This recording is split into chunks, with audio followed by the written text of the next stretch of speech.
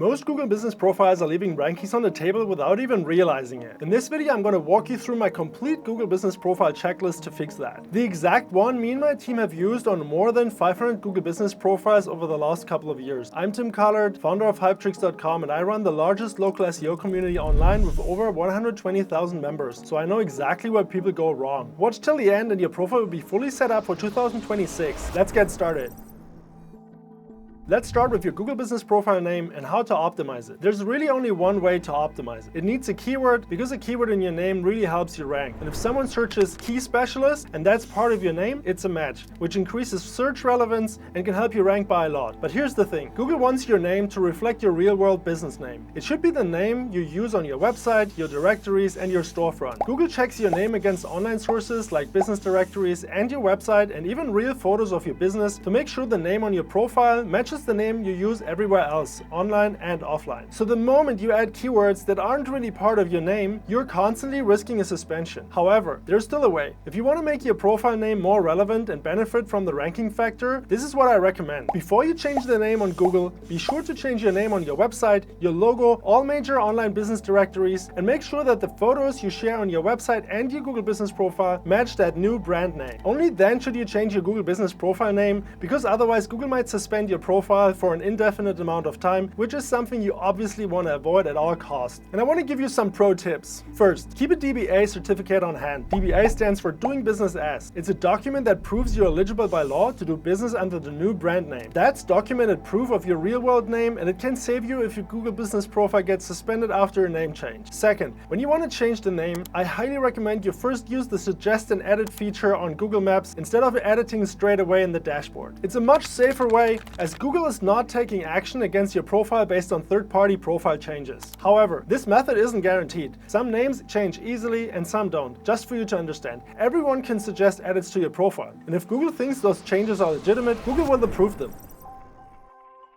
The primary category is one of the most important local ranking factors because it decides whether you can be found for your core keywords or not. Pick the wrong one and your quality leads can drop to basically zero, while you start getting the wrong inquiries and spam. That means you shouldn't guess. Check what your competitors in your area use as their primary category. Then ask yourself two things. Does it honestly reflect my core business? And is that what I actually want to rank for? Where those two line up, that's your category. If you want to find your competitors' categories more easily, download the free Plapper Chrome extension. It will show you all kinds of information along with the specific categories of any profile you visit. I've linked it in the description below. The Google business profile lets you add up to 9 additional categories to your profile. In this video, I want to explain to you how additional categories actually work and how they can affect your rankings and visibility. Because many people get that wrong. Additional categories help when Google can't find a strong enough match from businesses using that category as their primary one. Or let me put it this way. If you're using additional categories in an area where many businesses use that exact category as their primary category, you will have no chance to rank anywhere near the top. So let's say no business in the area uses a primary category that matches any of your additional categories. In that case, when someone's searching for a term relevant to your additional category, Google will be more inclined to show your business than showing those businesses further away that are using that exact category as their primary category. Just keep in mind that Google is constantly balancing all the ranking factors against one another. Distance versus categories, distance versus name, name versus categories, and so on. Additional categories are basically backup categories, and they step in when there's no better listing using your additional categories as their primary category, which makes additional categories a quite strong ranking factor. Now there's some back and forth about how many categories actually help your business. And the truth is, it depends. It depends on your business type and how much information about those categories can be found online about your business. Here's the thing. If you offer a service that isn't shown on your website or anywhere else online, it's usually not wise to add it as an additional category. That's because Google can't find anything online to back it up. Google basically wants you to prove the legitimacy of the specific business or service type. So we at Hypetricks Agency only add additional categories that we can actually back up with at least some website information. You can also back them up through online review mentions, through the services listed on your Google business profile, and through other mentions or content about those services online. Just be sure to only add the ones that truly fit your business. And that doesn't only apply to categories, it also applies to all other features on the Google business profile.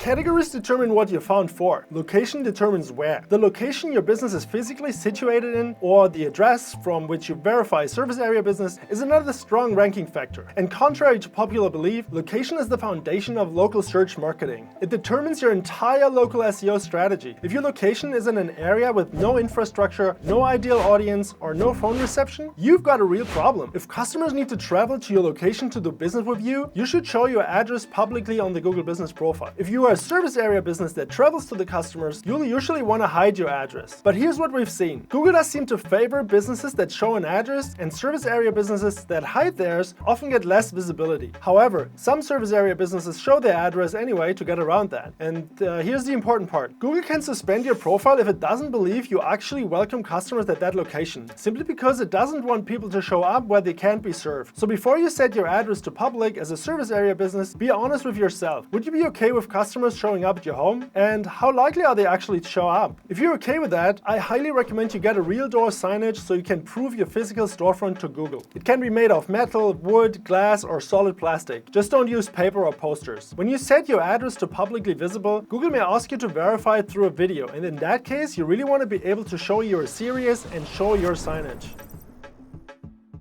If you run a service area business or a hybrid business, which is basically a mix of a physical storefront business and a service area business, like an auto repair shop that also offers roadside assistance, you want to show your service areas on your Google Business profile. Google tells you to use a radius of no more than 2 hours of driving time. What that really means is Google doesn't want you to cover the whole world. And here's why. Your service areas are not a ranking factor. You can't rank in an area just because you added it to your profile. But they're a conversion factor. People who land on your Google Business profile just want to see where you can serve them. And if you can serve them where they come from, that's great. So what should you do? We always use those service areas where our clients' existing customers are coming from. And usually a little bit more than that to not exclude anyone. Just make sure you can actually serve people in those areas if you choose them. Don't go too narrow and don't go too wide.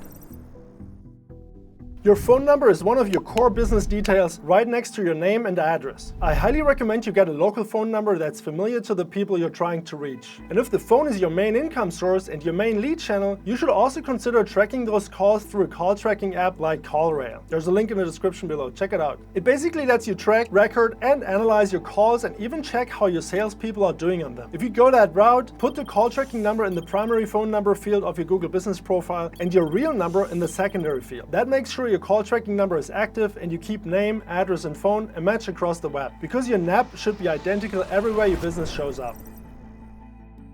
Almost every business can benefit from a website that is accessible from the Google Business profile. It makes sure people can learn more about you if they need more information about you. Plus, the website is a ranking factor too. The more accurate and trustworthy information you show, the more believable you are and the higher you tend to rank. You don't need hundreds of pages. Just start with one great landing page. This can be your homepage, or if you're running multiple locations, this can be a local landing page that clearly explains your core service and the sub-services around it in your specific area. If you want to learn more about local landing pages and how they work, there's a link in the description below. And last, don't forget to add UTM parameters to your website link on your profile. These can be read by Google Search Console so you can see exactly which campaign, channel, and source your profile traffic is coming from. That makes it much easier to track the traffic coming from the Google Business profile. The business hours on the GBP are a strong ranking factor. Google tends to push closed businesses lower and open businesses higher, which makes a lot of sense. Now, here's what's important. Service area businesses that hide their address can use this ranking factor to their advantage. They can basically set their hours to 24/7 to be available around the clock if they set up an automated answering service that's taking calls 24/7. This business hours tactic maximizes the ability to outrank competitors when they're closed. A physical location business can technically do the same, but be careful here. If people show up during those hours and find you closed, you risk a bad review or a report to Google that can get your profile suspended. So it's not really recommended. However, it's worth thinking about matching your competitors' hours or even staying open longer than they do. That can maximize your visibility throughout the day. Just treat it as the business decision it is. Weigh the extra ranking time against what the additional staff would cost you. And one last thing, keep your special hours and holidays up to date as well. The last thing you want is a frustrated customer standing in front of a locked door on the day you're closed. It's exactly the kind of thing that earns a bad review. Alright, that's it. This was part 1 of my ultimate Google Business Profile checklist. Leave a comment below if you have any questions and subscribe to the channel if you don't want to miss any future local SEO strategies. Thank you for watching and I'll see you in the next video. Bye.